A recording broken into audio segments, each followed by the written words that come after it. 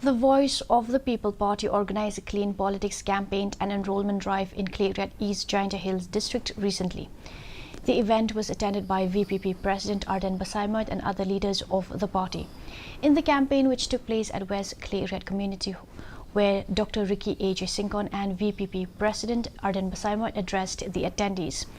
During the gathering, Basaimat highlighted the disparity between the living conditions of the people in East Giant Hills district and those in Khasi Hills, despite the fact that Giant Hills has abundant mining resources.